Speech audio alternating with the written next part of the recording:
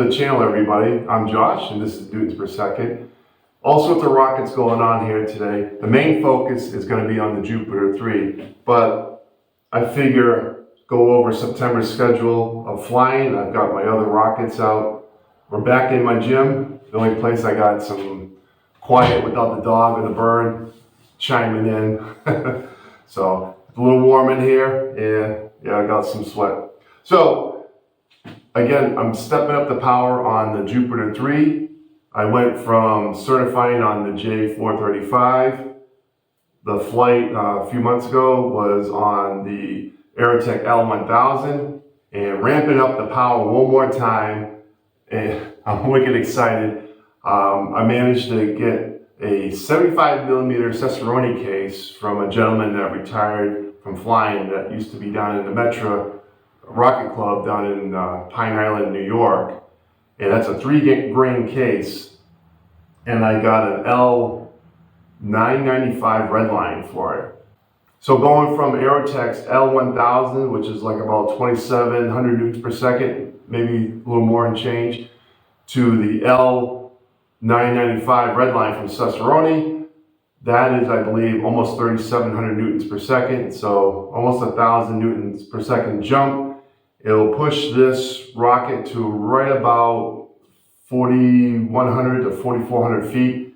Their waiver there is 4,500. So I'm going to be making some modifications to the Jupiter rocket, and we'll go over that. What I'm going to do to kind of add some weight to it and make sure it does stay comfortably under their waiver. Some of the other lineups, I got the Lotus 5 is going to fly again on probably another J425 redline from Aerotech DMS motor. I got the Sky Digger, ramping up the power again for September, going from the I-500 to the J435 White Lightning, another Aerotech DMS motor. And finally getting this rocket up I call Numious. This is a locked 3-inch diameter airframe. It's carbon fibered, the fins are carbon fibered, custom kit, dual deployment. Nose cone is still plastic. I plan on changing it out for probably a filament wound nose cone, fiberglass. So that's on the list for September. Being in New England, it's really tough to fly high. Most of our waivers around here with all these clubs is about 4,500 feet. So things got to be built big and heavy if you want to fly bigger motors. So one of the modifications I'm going to do to the Jupiter 3 to get some more weight in here is cut the end of the shoulder off, put a bulkhead in here, and I'm going to use this tube, 3-inch tube, and I'll go in probably right about to there, and that's going to be like a payload section. I will be able to load weight or other electronics in there. I'll have 2 U-bolts on the bulk plate at the end here to fasten the harness to, and then there'll be another plate that's going to secure whatever I load into the payload tube. So I ran a sim. As is, this rocket's about 4,400 feet, and that's, like I said, too close to METRA's waiver. It may not go that high, but I don't want to take a chance. So I'm going to add just even a pound or 2 pounds into the nose cone. Will drop it dramatically. It'll go down to like, I think about almost 4,100 feet, and I'm pretty comfortable with that. So that gives me enough wiggle room and actually adds more stability. I think I go from like loading that L motor in to 1.5, it gets me closer to like 1.8 on the center of gravity to center pressure ratio. So that's the plan with that. So one thing I'm going to enjoy is not dealing with adapters with this setup. And here is the 3-grain 75mm case. I haven't tried to slide this in yet, but here's the first test fit.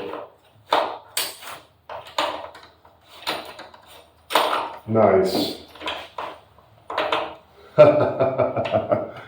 Yeah, that looks mean. A little close up on that. Wow. I like that. So for the first time, I'm using the maximum diameter of this motor tube. Cool stuff. I'm so happy. Yeah, that fits nice.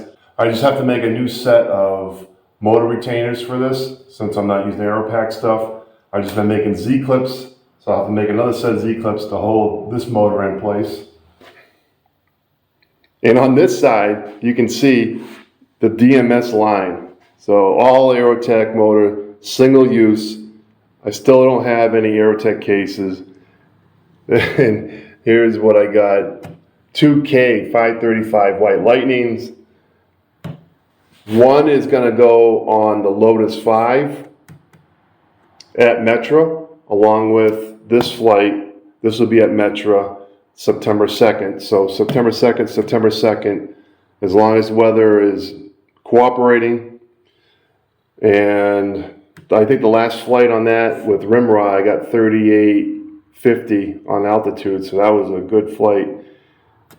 This other K535 I'm going to save for RIMRA, the Rhode Island Rocket Club, and that will be, I think, the second week of September, and that will go in the Jupiter 3, providing the Jupiter 3 survives this launch.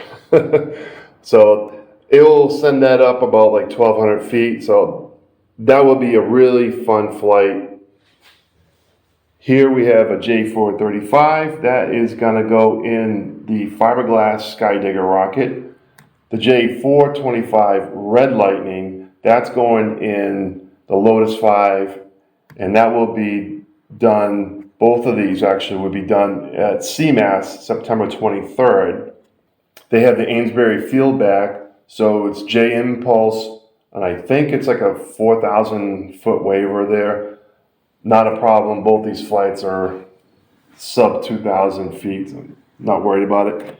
And then I have two of the H182 red lines, and that is going in Numious, the carbon fiber wrap rocket.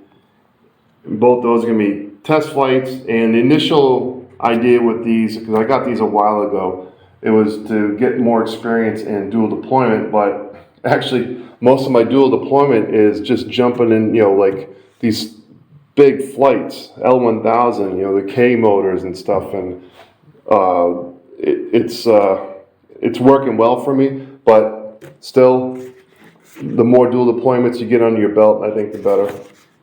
So again, this is my lineup for September. I am super excited about this.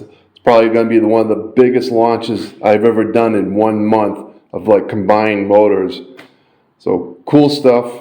Thanks everyone for watching this video. I'm really excited to give you guys an update on what's going on. I look forward to next month.